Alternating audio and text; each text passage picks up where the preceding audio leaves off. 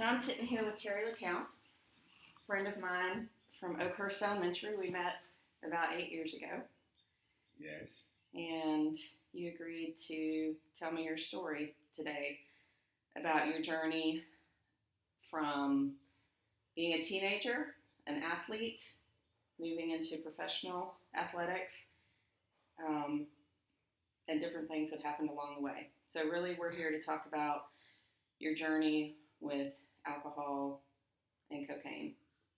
You've agreed to share that with me and with this class as a message of hope, really, is what I think of it. Well, I hope it's hope for some people. Um, First of all, my name is Terry LeCount. I have 28 years sober and clean. So I'm going to start where I normally start most of the time from my teenage years. My teenage years, never thought about drinking, never thought about drugging, never thought of doing any of that kind of stuff. Once I started, because it did not happen when I was in high school, Mm-hmm. kind of escaped, went through the whole process, never thought about it, never hit me at one time. Uh, got an opportunity to achieve my goal, got a track and football scholarship at the University of Florida. What year was that you went to school? That was in 1974 Okay. to 78. Mm-hmm. I was considered what they do now as a five-star athlete. What's that mean? Well, that really means that you're one of the best athletes in the state of Florida. Okay. And I'm from the state of Florida. So it was also a privilege to be able to go to the University of Florida. At that time, we didn't have that many African Americans. The first African American played football there in '69, so I came in '74. Mm-hmm. Not only that, I was an African American quarterback at a white university, so that was pretty big in the state at that time. Yeah. How were you received in Florida? How did you feel? As a black quarterback, Mm-hmm.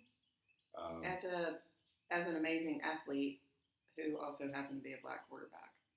well, I think that the times is just changing. You know, in the '60s, you was having the Dr. Martin Luther King issues, and African Americans was able to go to different schools. Not a lot, Mm-hmm. but they was able to go to schools. Most of my family went to what they call HBCU schools, which is all black schools. Mm-hmm. So I was fortunate to be able to kind of open the doors. Yeah. In Jacksonville, we talk about it a lot. A lot of African Americans now that attend the University of Florida came after another ball player of mine by the name of Don Gaffney. Don Gaffney was the very first black quarterback at the University of Florida in 1972, and I came in '74. Mm-hmm. So you guys played together? We played, matter of fact, me and Don played together ever since Pop Warner. Wow. We grew up together. We grew up in the same neighborhood. We played at the same park. I was always 2 years behind him. Mm-hmm. Went to a very famous all-black high school, Raines High School, that produced a lot of professional ball players. And Don accepted that scholarship. And I think once Don accepted the scholarship at the major university, University of Florida, kind of changes things for a lot of the race. Mm-hmm. So he made it much easier for me, even though we was only a couple years behind. I didn't have to go through the struggles of being the very first one to step on that ground and do some things. So. Mm-hmm. So then you spent 4 years there. 4 years at the University of Florida. Playing football. Graduated. Yes. And then what? Then my dream came true. What was that? At a very young age, I always wanted to be a professional football player. Mm-hmm. You know, people talk about, you hear them talk about it, doing it, thinking about it. I really didn't think about it. I knew I was going to play. Mm-hmm. Which is, if you think about it now, it could be very scary, but I was driven. Mm-hmm. I mean, I could be in the backyard doing what I was doing. My friends would be doing something else. I'd be weightlifting. I'd be running. I'd be I get a chalk and draw lines in the street and practice running all by myself. So I was doing those things, those extra things that would get you. Now, I was also talented. God had gave me a gift too. But I had no doubt that I was not going to play. Now, the funny thing that they do now is that you get drafted and you go to New York. That wasn't the case when I played. I played back in the 70s, whereas you just got a phone call, and I was outside on the college campus playing basketball with my buddies when a few of them had to come get me and tell me I got drafted. Wow. Not the big thing that you see on ESPN. Everybody is in New York or at somebody's home. Being filmed with lots of reporters and. Correct. So you just got the call while you were playing basketball, went in, and they're like, hey, went in, and Terry just got drafted by San Francisco 49ers in the 4th round. And I say the 4th round because we had 11 guys at the University of Florida get drafted, more than any University of Florida football team, even a national championship team. Wow. So that's the type of lot. That's the type of talent I had on our team. So I get drafted. Didn't want to leave University of Florida. I remember my dad picked me up, and I had everything packed, and I remember driving away, and I broke down in tears because if you've been to college, you don't get a chance to see all your friends anymore. Yeah. And those 4 years was really, really good 4 years because you meet people from all sorts of life and you become buddies. And so I remember driving away, and tears kind of hit me. Yeah, the emotion part. And I bring up the emotion part because the emotion part, being a young man, I always had hit me. I was kind of like my dad. He never saw it. So you later felt on, it. I felt it. So later on down in the program, all that stuff started coming up because I was always you couldn't see that side of it. You couldn't really see that side of it. So did your dad take you to San Francisco? Did no, you fly? he just drove me straight back to where I was from, Jacksonville. He brought you home. Brought me home and packed my bags and had some conversation about life stuff. What you need to be doing. You're the oldest of 4 boys, and kind of the first to not so much play professional, which I was, but not so much that part of it, but about life stuff. But you're gonna be out on your own. You was at college. You was only 70-some miles away, so now you're gonna be 3,000. And you got 3 brothers watching everything you do. Well, he always talked about that. My dad always talked about, and I used to get mad at him because when he actually had a family conversation, it was always talking to me. He was always looking at me, giving information because of the 3 other brothers. Yeah, so you took on that role of kind of another adult in the family, a role model. I didn't look at it, Hannah, as the adult. I just looked at it as some kind of leadership. Yeah, because my parents was parents, and we, not like today in most cases. We weren't their friends. We was their You kids. were their children. Yeah, and they were. Yeah. So they were leaders. Yeah, in your family. They were leaders. Yeah. Okay. So then you went to San Francisco. Went to San Francisco. And got there. So I mean, it's like if you ever been there, it's like a postcard. I've been in Florida all my life. Some flat land. Totally different. Mountains, Golden Gate Bridge, trolleys. Thing that was impressive was international. That was every type of individual you ever want to see that lived there. And I said to myself, this is where the country should be. The country should be like this. Because I've been in the South all my life. Which is really, I think, of Caucasian and African American mostly. I mean, that's my experience as a Southerner. Yes, yes. Not diversity beyond that, really. No, and all that was there. Mm-hmm. I mean, it was everything. Yeah. People was everywhere. People was walking. The town was 24 hours. Mm-hmm. Nightlife, stores, restaurants, streets. Mm-hmm. San Francisco, California, sitting right there in the water. Yeah. Yeah, just sitting right there in the water. And like I said, it's a postcard. Yeah. You know, for a great bit of my time, I'll walk around and I'll look. And couldn't believe I was actually there. You were there. Yeah, yeah. That was my rookie year. Mm-hmm. And then my second year in San Francisco, I got traded to Minnesota, like the fourth game of the season. And coming from Florida to California, now going to Minneapolis. And went to Minneapolis. And one reason I went to Minneapolis is because my old coach that used to coach me in San Francisco, the previous year they got fired because we had a 2-14 record at that time. Mm-hmm. So they got rid of the whole coaching staff. And he was at Minnesota. Mm. And the great Bill Walsh is no longer with us anymore. He said, LeCount, I want you to, we're gonna sneak you through the waiver wire. Because won't nobody know you. Because you've only been in the league a year and a half. So nobody really knows who you are. Mm-hmm. And we're gonna put you back and have you on the team. I go, fine. So I go up to his office and come back downstairs and go to the field. And less than 5 minutes later, he goes, they call me back upstairs. He says, who do you know in Minnesota? I don't know anybody in Minnesota.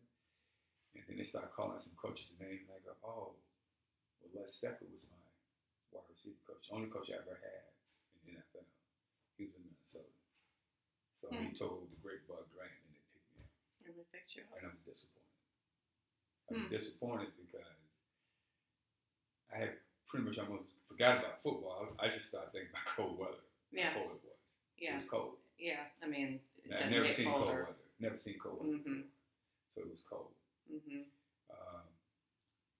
One of the fortunate things about that was it's a guy by the name of Gray Coleman. Goes back with Don Gaffney. I grew up with him. He's playing for the Vikings. He's actually the very first African American punter to play in the NFL. Okay. So he's there. Mm-hmm. So it's like seeing my big brother. Mm-hmm. And a couple more Florida guys that was actually on the team. So Bud Grant was one of these disciplinarians. Mm-hmm. They had just been to 4 Super Bowls in the early 70s. And I came along, and a few of us. And they were used to going to the playoffs. We went to the playoffs, but we didn't go to any more Super Bowls. So the city was excited about any Viking player. Mm-hmm. And didn't care whether you was played in the game. If you just had a uniform. They were just excited about anybody. Because from the 70s to the 80s, they went to 4 Super Bowls. Wow. Yes. In 10 years. In 10 years, yeah. That's impressive. Yes, ma'am. So I played a part in that. And, and then later. So that's about, so you graduated in 78 from college? Yeah, 77, 78. 77, 78, and then you went for a year and a half to San Francisco, and then you went to Minnesota, like right in the 80s. Right in the 80s. Uh-huh. Right in the time when drugs was hitting. Mm-hmm. And just, not so much alcohol, but when 80s was that was it. That's when it was kind of more of a party scene. Mm-hmm. Pretty much a lot of people was doing it. Didn't know why they was doing it. It was just a party scene. Mm-hmm. It was just what you did on Saturday night. And no, it can be Saturday. It can be any day. Mm-hmm. And I just, little me was just caught right smack in the middle of it. I've always been, I did what I wanted to do. Nobody, you had peer pressure in high school and come on, and you need to be doing this. I never had peer pressure or anything like that. I always did what I wanted to do. So it was never about peer pressure, but um, I was right in the middle of the 80s when it all happened. Do you remember the first time you used? Yeah, I think I related a little information to you earlier about, you know, drinking was never a big deal. I can have a drink. I can actually smoke a joint. That was fine. And I did those things a little bit in college, but it wasn't like I woke up every morning and go, man, I got to have this drink, or I got to smoke this joint. It was never like that. And I remember the first time, and to this day, October 15th, I still remember the very first time. I remember the first time. And the first time I did a line of cocaine, I went, whoa,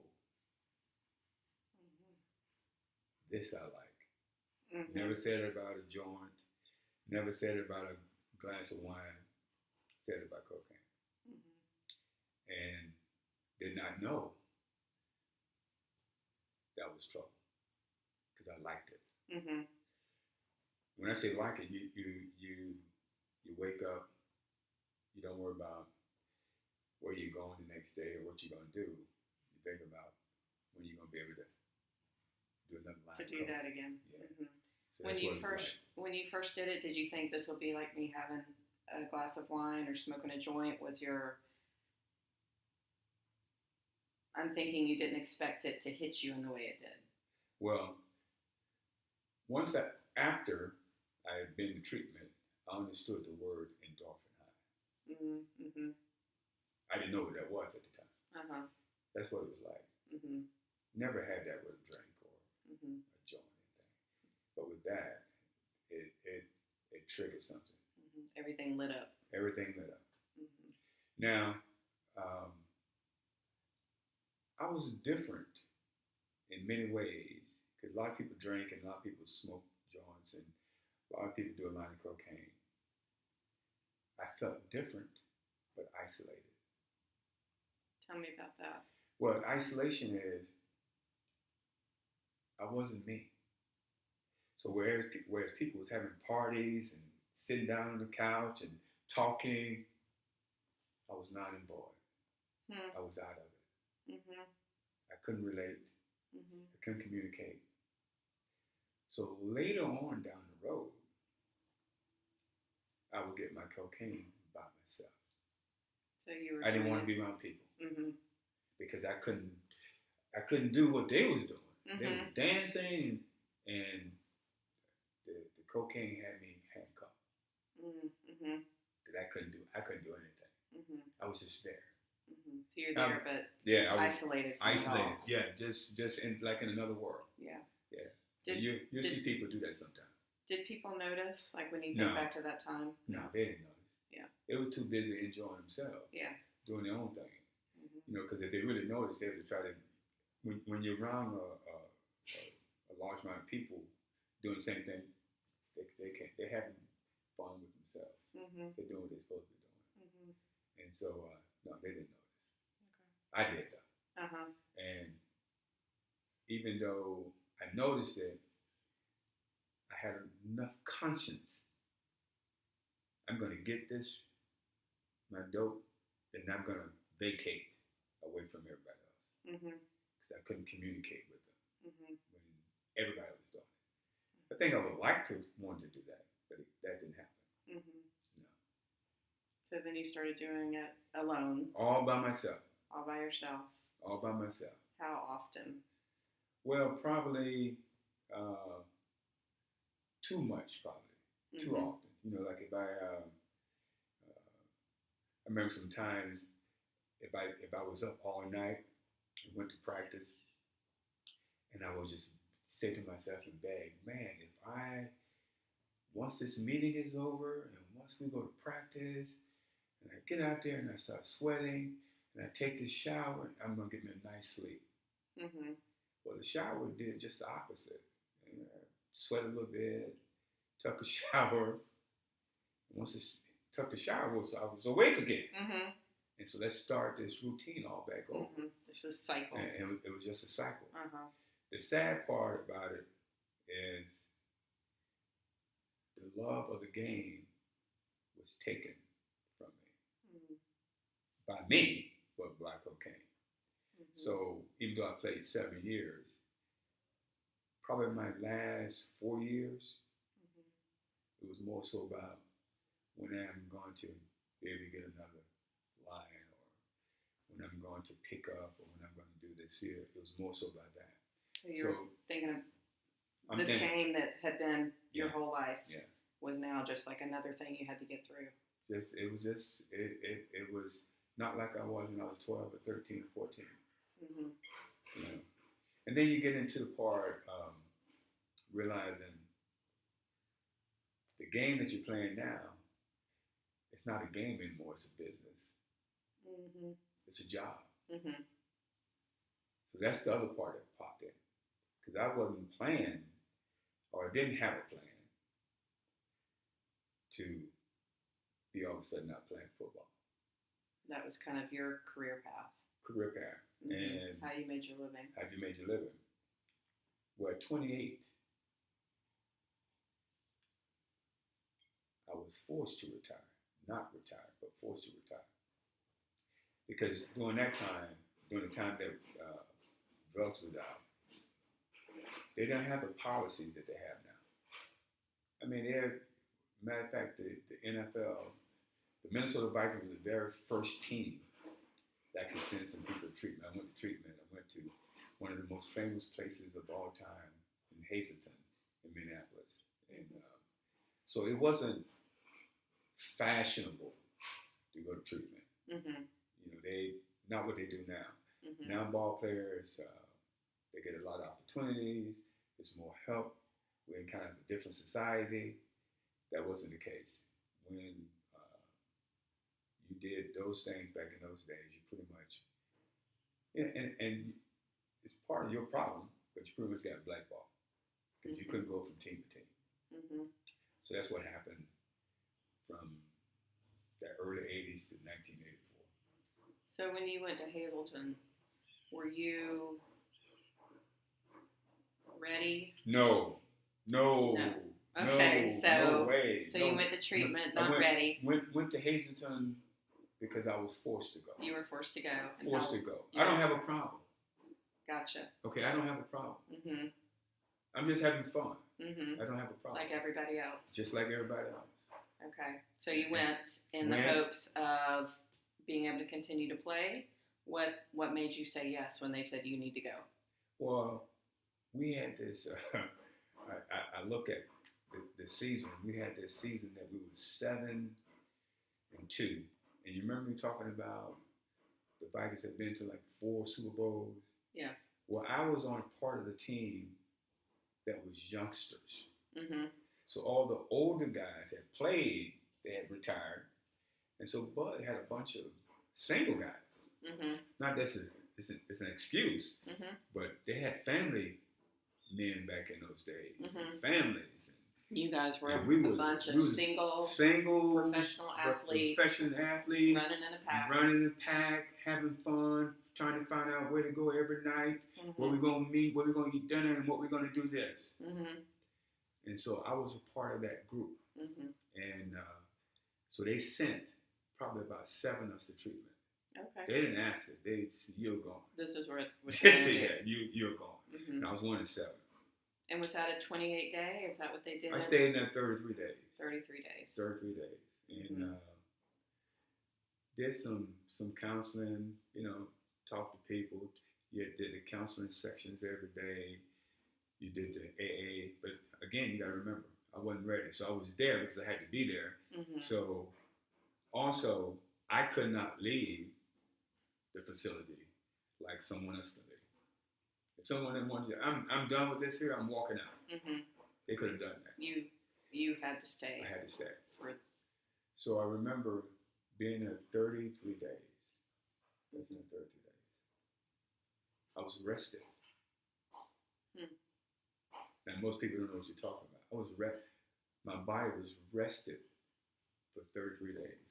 Not having any substance in my body. Do you remember how it responded?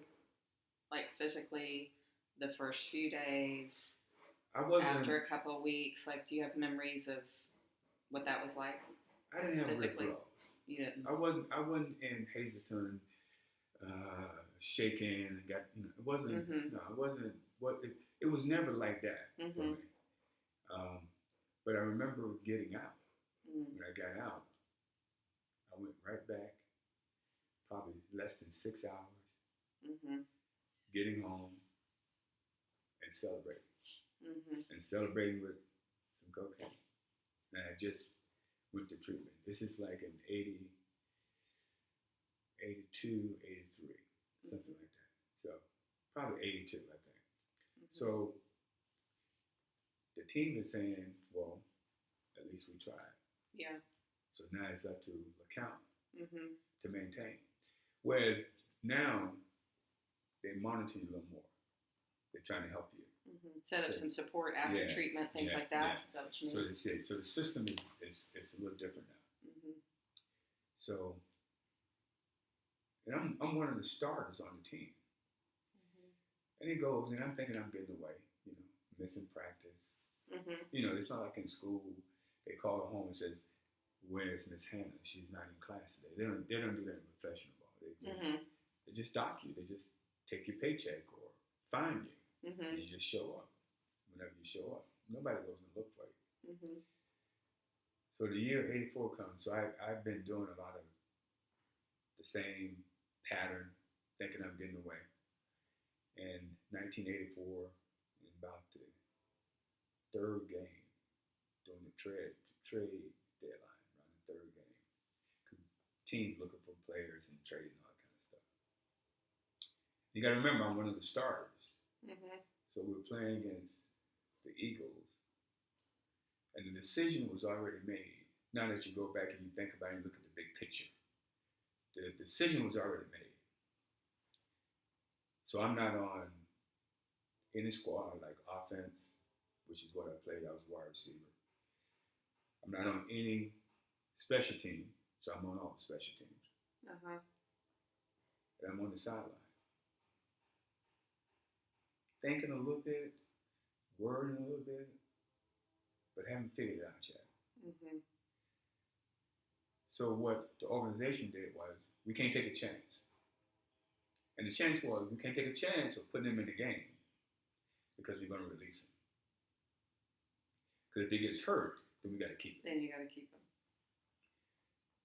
It was one of the most empty times of my life when after the game, and I can hear reporters talking, but not kind of figuring out what's happening. Because this is a guy that plays all the time, but in this particular game, he's not playing. He's not playing at all. And I come into the locker room the next day, and I look, and my locker's empty.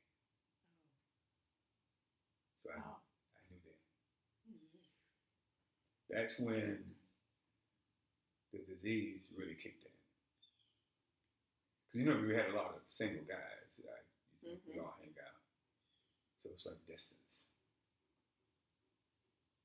We got one of our main, if they got rid of LeCount, they'd get rid of other people.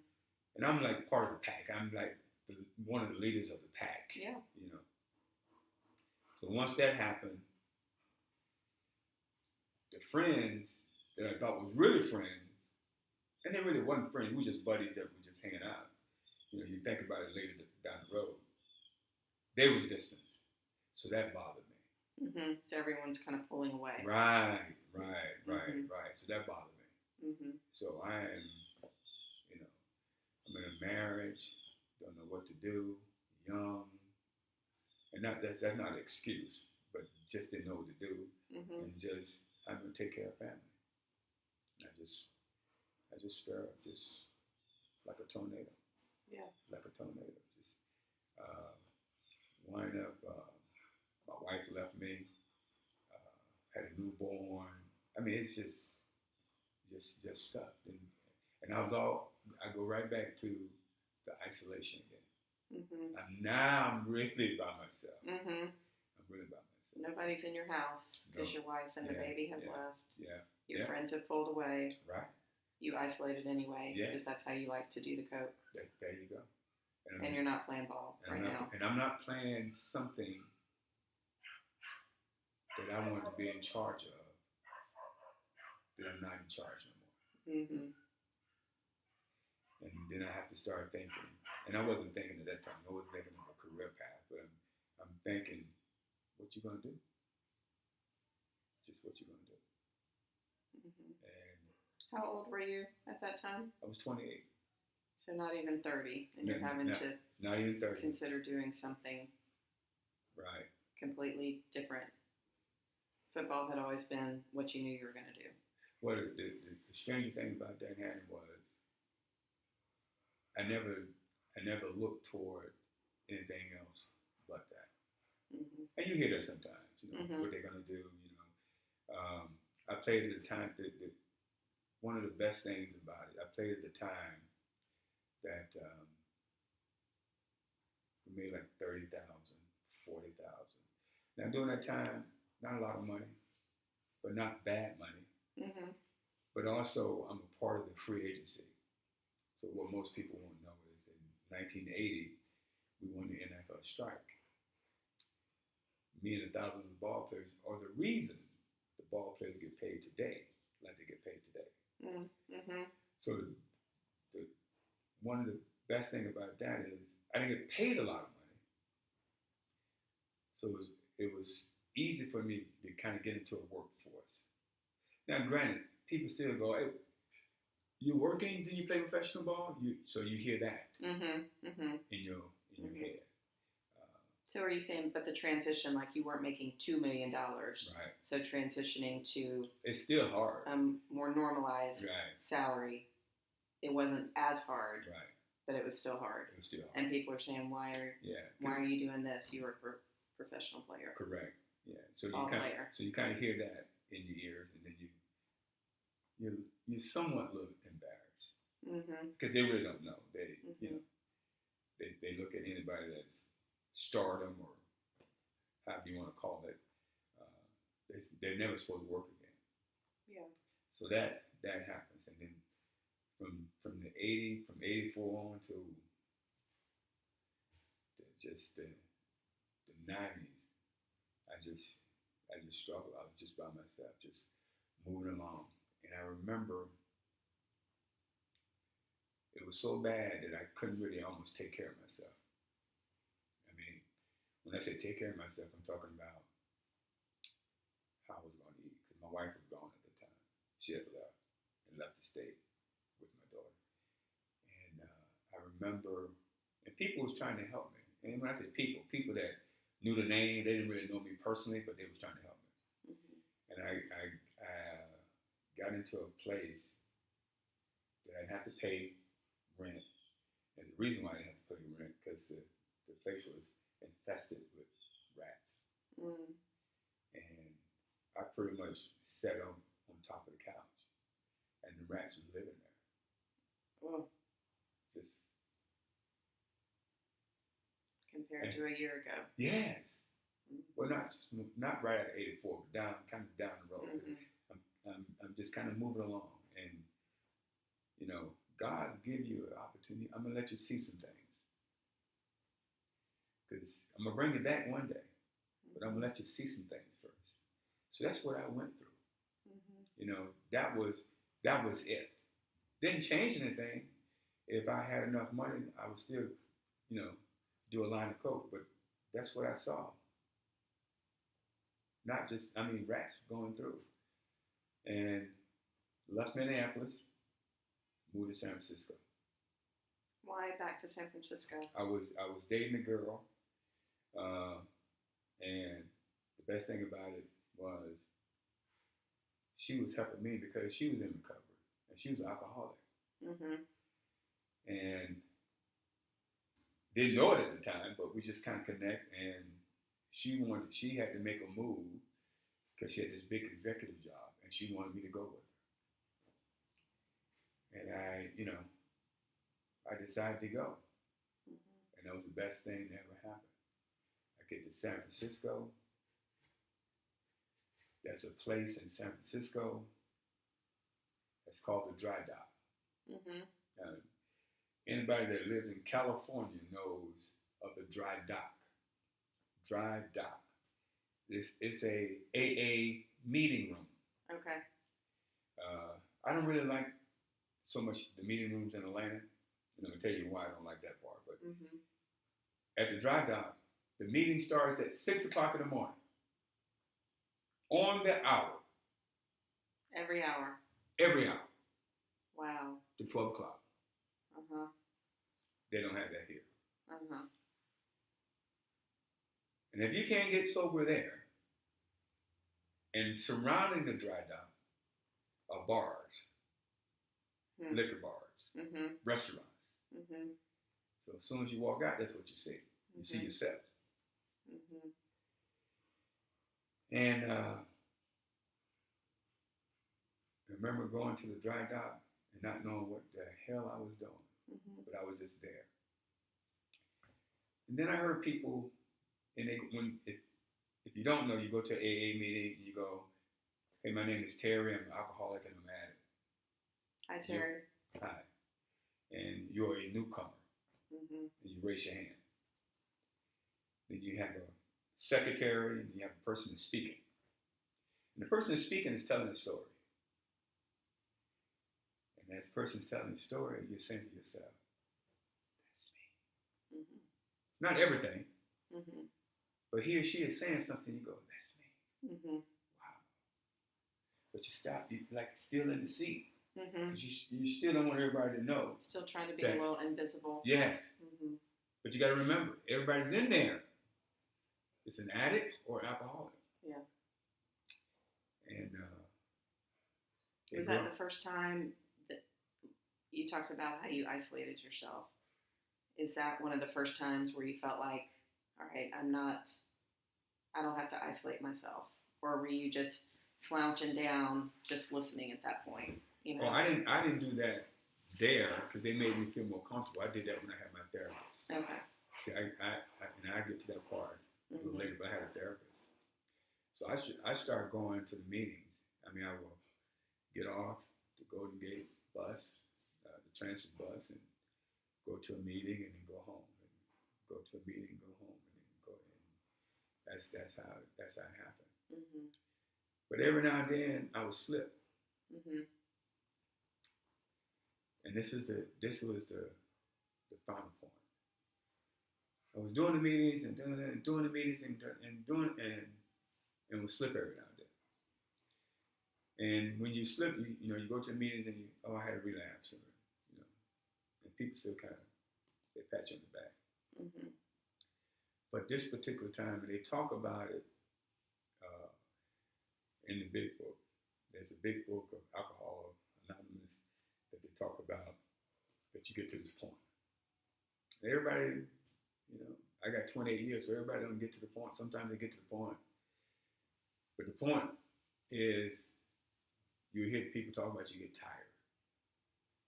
You get tired of being tired. You get tired of being tired. I walked around where I lived in the neighborhood. I was still on a high. I remember getting close to my apartment complex. And they call this incomprehensible demoralization. You be in spaces where you never think, And I remember just urinating in broad daylight in my clothes. That's how bad it was. I'm in another space. But I remember that part. You remember that part. I remember that part. And this is after you've been going to meetings and having some lapses, but not partying every day. Yeah. Just trying to, I can do a little bit. I can do a little bit. Yeah. Not ready to admit I can't do it ever. And this particular day, Hannah, I get upstairs. And, they talk about it in me, you gotta ask for help. You gotta ask for help. You gotta really ask for help. And I get on my knees.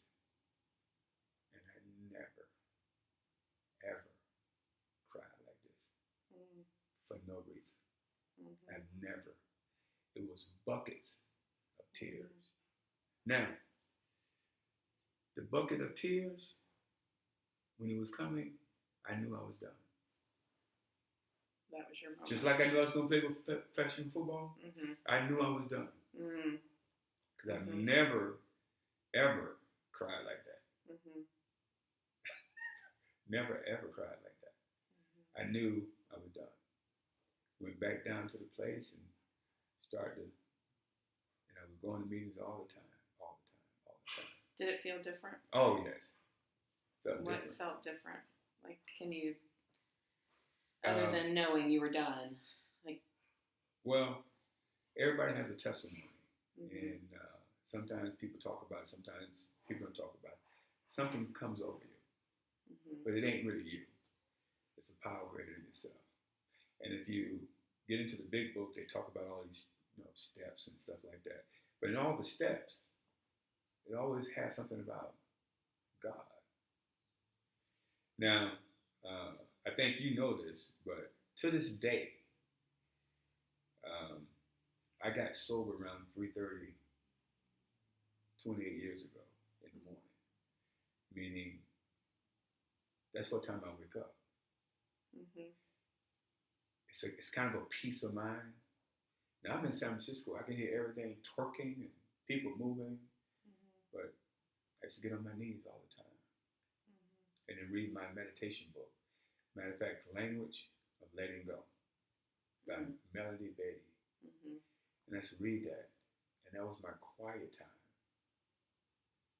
And once I got that into my system, anything outside, I used to walk the streets, going to a meeting, as happy as I just scored a touchdown. I remember you told me a story years ago, and you might not remember this story. And it was about you going to a meeting in San Francisco. Oh, yeah. I know where you're going with this.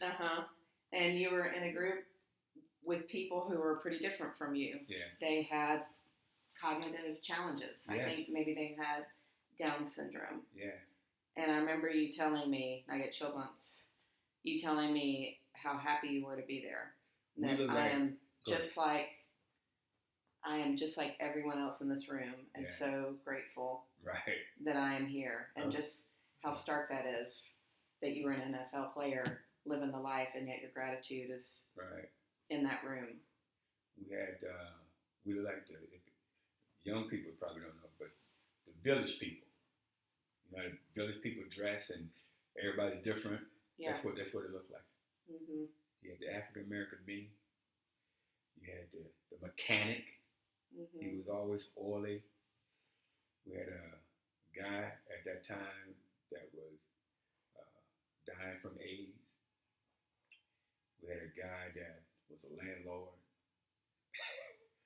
It was about 5 of us. And in a million years, we would never be hanging out together. But we hung out at the meetings. Yeah. Then after the meetings, we'd go have dinner. But that's the brotherhood or the sisterhood that you do in the meetings. You start to do that. When that happens, I didn't have nobody's phone number that wasn't sober or clean. If they weren't sober or clean, I just didn't call anybody that wasn't sober or clean. Only people I communicated with was people that was in the program. Later on down the road, that changed, but at the beginning, I didn't talk to anybody. So it's fun that you remember that, the village people. We were so different. Yeah. I can see people looking at us, but we were just so different. But we hung out, we met, we had a meeting, and we had dinner. And that's one of the things about in the programs you stay close to people. What people try to get you to understand is there's some things that you have to do. You can't keep doing the same things you've been doing. You have to change your people. You have to change the places. You have to change the things. When you change all those, then your life changes with some other concepts in your life. But you got to change you can't keep drinking and drugging and go hang with the same person that's drinking and drugging. Right. or asking, "Hey, Miss Hannah, how you doing?" You know, Miss Hannah's a cocaine dealer. Right. You call it. You know, it doesn't work that way. So Yeah. you have to change what you were doing in the past. Mm-hmm. And so that's what the program taught me. But then I got a little better with it. I wanted to get into the inner me. Mm-hmm. And my therapist's name was Joan Steininger. To this day, we still stay in contact. Mm-hmm. She's in San Francisco. Mm-hmm.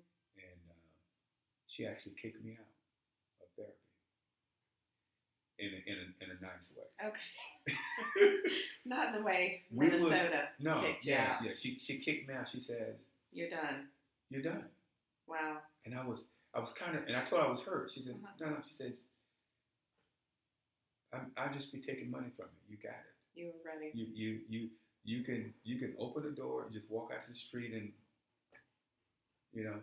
And I think about that when I think about that, because I enjoy going there talking to her, mm-hmm. putting it on the table. Yeah. And about 6, she said, you're done." Mm-hmm. She said, "You're done. You got it." Yeah, but we kept in contact. Mm-hmm. Yeah, we kept in contact. What do you think? So you did the meetings and you built up your community, and then you changed people, changed locations. You know, you changed your routines, and then you started seeing her. So if you were going to give advice to someone who's considering treatment, they're not there yet. Like, what do you think is the most important piece? What piece you can take it or leave it? What advice would you have? When we have meetings, what we try to do is, if you don't think that you're ready now, that's okay. When you're in a meeting, we tell people, if you don't think you're ready, just keep coming and keep coming mm-hmm. and keep coming until you get it. Mm-hmm. That's how you have to do it. So people are welcome even if they're still using. Still, you have to keep coming, because there's no specifics. Everybody's different. Everybody's going to handle something different. I mean, drinking and drugging is just kind of the secondary part. You have people drinking and drugging because of other issues mm-hmm. that's going on, mm-hmm. that happens. And so a lot of times people don't know that. Mm-hmm. But we just tell people to keep coming and mm-hmm. keep coming. And, you know, like I was telling you earlier, you might hear something. You might hear your own story. Mm-hmm. Don't judge, though. You go to a meeting and you look at the village people right. that I talked about. Uh-huh. Don't look at somebody and think, "Oh, me and him cool, me and her is cool." No. You pick somebody that you normally not going to talk to. Mm-hmm. That's going to be the person, because that person is going to be really strict and upfront mm-hmm. and give you information that you're probably not going to want to hear. Mm-hmm. And that's kind of the advice I would give somebody. Mm-hmm. To keep going, even if you're not ready. Keep going. You're not ready, just keep going. Don't seek out people like you. Maybe seek out some people that you would normally seek out in the group, in the meeting. To talk to, right. Connect with. Mm-hmm. That'd be the way to go. What about people who don't believe in God? Well, in the big book, you know, they talk about that. You know, mm-hmm. I don't have it with me right now, but in the big book, they talk about that. I can give you kind of an example. I've always believed in it. Okay, now things have to happen for you to believe in it, but I go back to Union Street. I'm 3 years into it. Mm-hmm. I'm sober and clean. I'm at the Wells Fargo Bank. I'm pulling out $100. I hear this guy go, "LeCount!" And I turn around, and it's my drug dealer. Mm. And I say, "Oh, shit." Mm-hmm. And in my mind, I hear somebody says, "Go over there." I'm not lying to you. A boy, "Go over there." And I walk across the street. And he's talking, and to this day, I don't even know what he said, Hannah. Mm-hmm. He's talking to me. Mm-hmm. But this space, that power, is in front of me. Mm-hmm. Your shield. There you go. And then something says, "Okay, it's time to go." Mm-hmm. So I walk off. And as I walk across the street, I hear this voice says, "See how powerful I am? But you don't have to go over there all the time. I just want you to show your strength." Wow. So whether somebody wants to believe, trust me, I didn't get sober because LeCount did it by himself. Mm-hmm. Nah. Like if you listen to the story earlier, I told you I liked it. Yeah. I told you I liked it. Really liked it. Mm-hmm. Now it doesn't. I mean, I can go to a bar. Or, don't get me wrong. I'm not gonna be around somebody who's doing cocaine in front of me. I'm not gonna do that. Mm-hmm. But it doesn't. It doesn't go through my bloodline. You know. Mm-hmm. Now earlier, when I said earlier, 4 or 5 years into it, you look at these movies and they fantasizing and Scarface and they got cocaine everywhere. You go, oh, wow. That doesn't faze me anymore. It used to when I was younger in sobriety. You're like, wow, man, I wish. But you already know you never reach the high that you had the first time. Mm-hmm. The very first time, you never reach it. That's why people search for it for so long. Because you never get to the very first high. So are you saying you finally, or at some point you realized that? Like you were able to kind of distance yourself and say, you're never going to have that again. Ever. That was a once in a lifetime high. It can't be recaptured. Ever. And that helps you kind of say, okay, well, I'm not going to do it. Ever. And also, if and it's not going to happen, but if I did a line of cocaine right now, I'd be lost for a month. I'd be so hurt, embarrassed. The time I spent, the time talking to people, I'd be a done deal. And I would just keep probably, and I'm making a guess that I would keep doing it because I'd be so hurt that I got to this point. So I was telling you earlier. One reason people don't like talking about it is because they're embarrassed about it. I mean, we have a disease that in society might not be a disease for most people because it's not cancer, it's not leukemia. And they say, oh, you can stop using cocaine, or you can stop drinking, you can stop smoking. So that's why most people don't come out. I come out because I really don't have anonymity. You're supposed to have anonymity, but I don't have it because that's what got my ass in trouble for so long. Because I was hiding it. So I want people to know. I introduce myself. Hey, somebody started talking. I said, I go in my pocket. I got a chip in my pocket. This is one day at a time. I tell them I got 28 years sober and clean. It doesn't faze me. Everybody's not going to do that. But I'm not embarrassed. They can't hurt me. They can't say, oh, you're an addict? I'm a recovering alcoholic addict. Yes, sir. 28 years of it. Very proud. There's one I get on Facebook and I put it out every time that birthday comes out. Yeah. April 17th. I got it. I got another year. Wow. I want everybody. I let all of Facebook know, and you ought to see the messages I get. On Facebook. Not one negative one. So I want you to know. And this is not like scoring a touchdown. It's a excuse me. It's a privilege that. If you're struggling somewhere else, here's you or myself is telling you, it can be done. So if you're having some issues on any subject matter, you can't do it. Here's a prime example. This person is a prime example. So I have no anonymity. You know that. Yeah. Anything else you want to share to people that are thinking about recovery, people who are thinking about working with people that are in recovery or considering recovery? Anything else you wish people knew? Well, the hard part about people that's in recovery, everybody looks at the person that's struggling, but they never look at the family members. If I had to pick one subject matter, it'd be the family members. The family members are going nuts. Over their loved one that can't stop drinking or stop smoking or stop using. They have programs for that. And a lot of times family members don't go to the program. You need to go to the program. You have to, it's an old cliche, but you got to kind of have the tough love. Family period is families that are kind of wear you out. And the families inside or getting worn down Mm-hmm. because they don't know what to do. So I advise people to actually, seek help in groups with families to be able to deal with their loved ones who's struggling.